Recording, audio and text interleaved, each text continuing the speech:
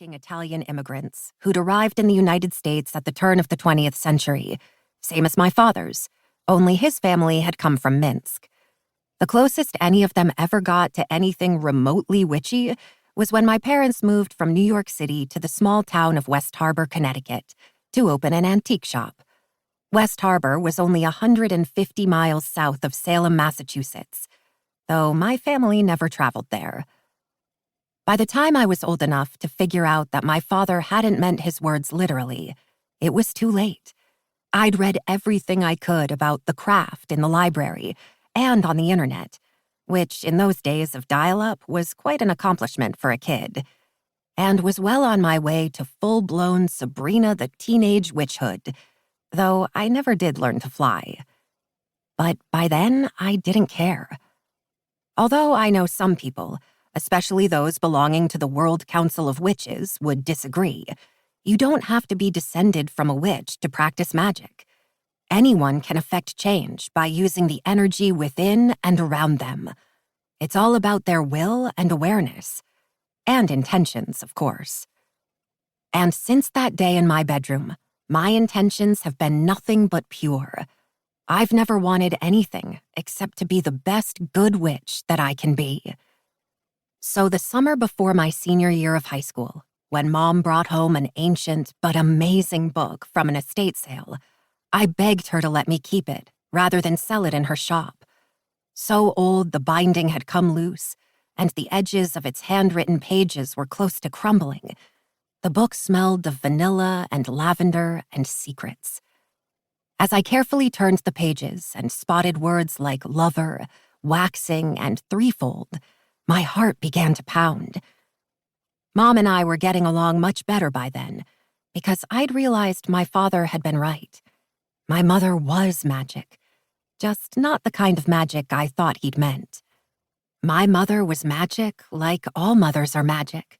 She loved me unconditionally, and I loved her right back. Enough not to worry her by telling her the truth. "Of course you can have it, sweetie," she'd said, kissing me airily on the top of my head. "Though why you want it, I can't imagine. It's just an old Puritan recipe book.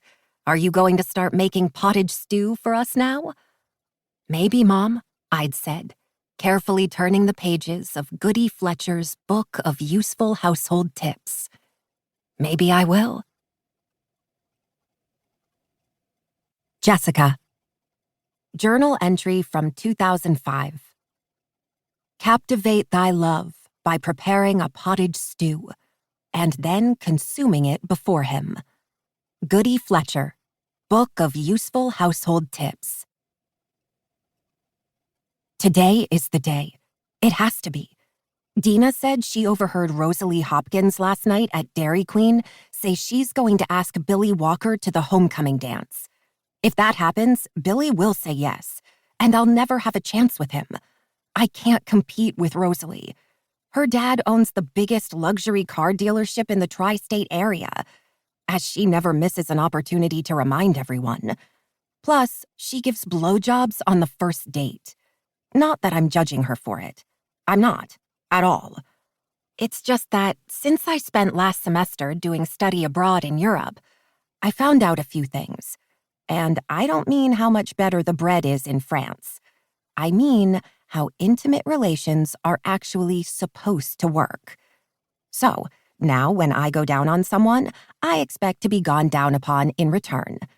I strongly suspect, however, that Billy Walker has no idea how to orally pleasure a woman. This isn't his fault, of course. Sexual education in this country is a disgrace. But that's okay. I don't actually mind that I might have to spend many hours teaching Billy, slowly and carefully, how to properly satisfy a woman. Which reminds me, another reason it has to be today is that tonight is the full moon. According to Goody Fletcher's book, love spells are the most powerful when conducted under a moon that's growing fuller, so that his love for thee will grow apace. So, I've only got about 12 hours to get this done, or I'll have to wait a whole month, by which time Rosalie will definitely have already gotten her lips all over Billy. Fortunately, we had all the ingredients. Or